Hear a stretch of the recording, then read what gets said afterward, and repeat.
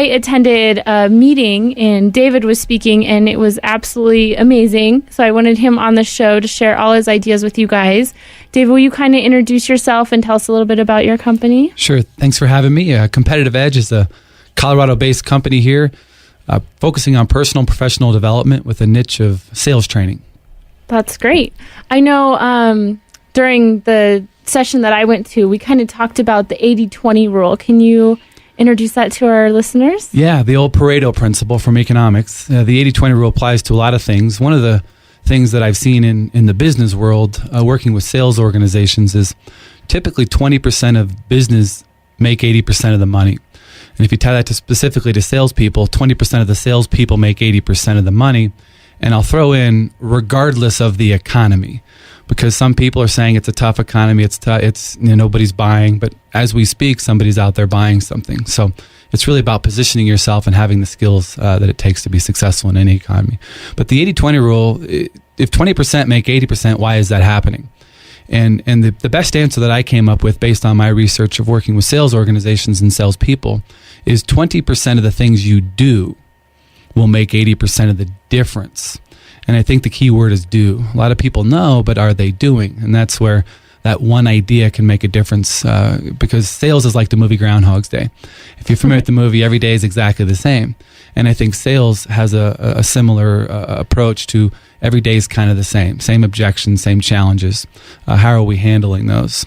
Kind of the one idea concept.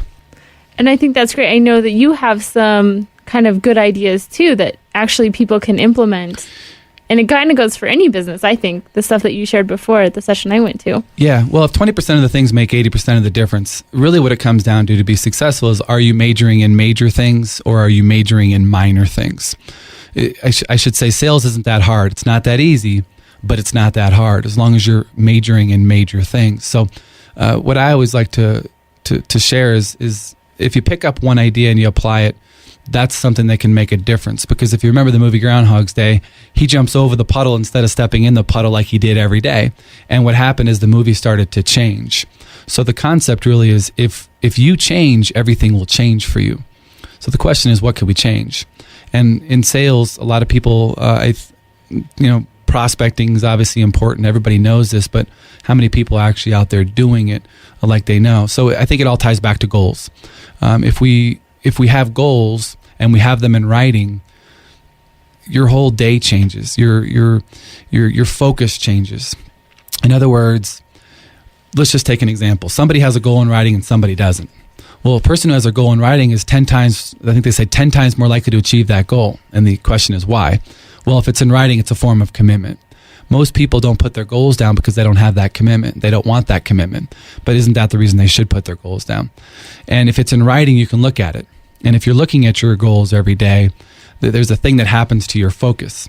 And I'll give you an easy example that anybody can understand and can relate to. And that's when you buy a vehicle. And if you buy a vehicle, you drive away from that dealership, what do you see out there? That vehicle, the same vehicle that you just bought, same color, same make, same model. Well, the reality is they were all there before. Now that's what you're focused on. And I think the power of having your goal in writing and looking at them every day increases that focus and putting the areas, focus in the right areas. It's your reticular cortex being activated. It's an interesting thing. But they say, based on a Harvard study, less than 3% of Americans have their goals in writing. So if you take that concept, if we don't have our goal in writing, where is our focus? And what do we need to do to be successful? Because if you write something down, you're almost forced to ask how. If you don't write it down, you don't really have to ask how, and you're probably not going to come up with a very good plan. So that whole how concept, if you write it down, how am I going to do this? Well, that ties into what you wanted to focus on, which is let's share some ideas with the folks. Well, how do you do it? Well, you get out there and you talk to people. And again, it goes back to the goal setting. If we don't have a goal, how many people do we need to talk to? Can someone have too many goals on their list? I have 101 goals that I wrote down, and if anyone's up for the challenge, it's a tough exercise, but I think it's a rewarding exercise. And I recently, after attending one of our Competitive Edge seminars, we had a speaker on goal setting, and one of the things that I walked out of that seminar with was an idea of, why do you want what you want? And I don't know that anyone's ever really asked me that. I do the, I know here's how to do it and here's why you should do it, but nobody's really asked me, okay, why do you want what you just wrote down?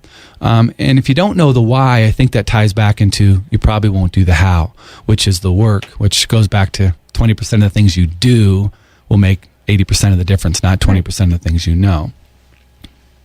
Well, that's interesting because I know that sometimes you can get too excited, but it's definitely, I think, a great idea to have that list so you can look at it and know what your plan is for that day. And even if it is many, many goals, at least that way you can focus and stay on track too, I'm sure. Yeah. Well, the whole why do you want what you want? I had that 101 goals, that list.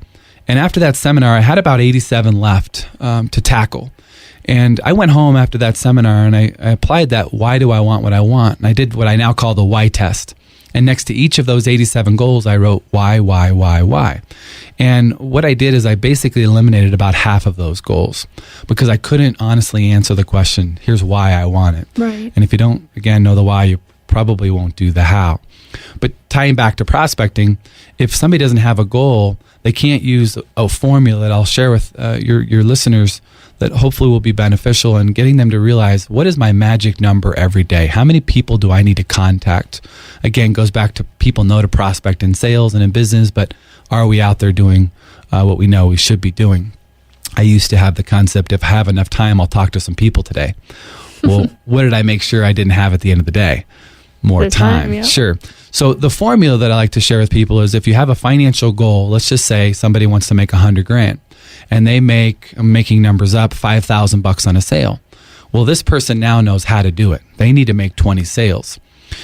Now the next question is, how do I make 20 sales? And it's easier to break it down to how do I make one and times that production by 20. So for example, it goes back to knowing your closing ratio or your contact to presentation ratio. It's kind of like a baseball player. If a baseball player bats .250, what do they know? They're going to get a hit every fourth at bat. So if every fourth at bat they know they're going to get a hit, they're okay if they strike out in the first, fourth, and seventh inning. Because in the ninth inning, they're optimistic. They know they're going to get that hit. And I think, unfortunately, a lot of people in sales are call reluctant. They don't want to pick up that phone. And I think the reason being is because they don't know their ratio. So let's just plug in, if someone knows their ratio and they want to make $100,000 and they need to make 20 sales, $5,000 on an average sale, let's plug in a ratio of, 50 to 1. So if someone wants to make or needs to make 20 sales to make $100,000, 50 to 1 ratio, 50 times 20 is 1,000. So if you divide that by how many days they work in a year, let's just call it 333 to make my math easy. I'm an Arizona State grad, so I got to make numbers easy for myself. That's 3 contacts a day. So now this person knows exactly how to make $100,000. Get in front of 3 contacts a day.